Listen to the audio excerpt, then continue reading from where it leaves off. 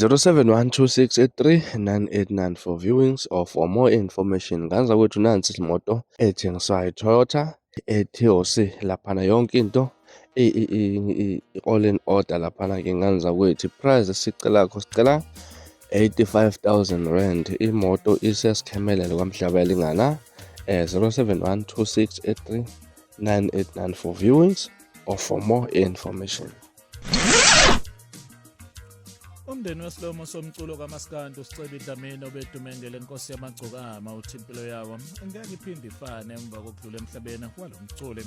Inkosi yamagcokama eWMC ngamaphakathi neKwaZulu Natal idlule emhlabeni engozini yomgwaqo enzeke eRichards Bay eNtathakusa izolo kanye nesebenzisana naye okungugama kuThamchunu. Abanye ababili abebehamba nabo balimala nabo kulesigameko. Uyisomncane okungumthethelelo Dlamini uthi umndeni ulahlekelwe umuntu obethandwa kakhulu futhi ehlonishwa kakhulu.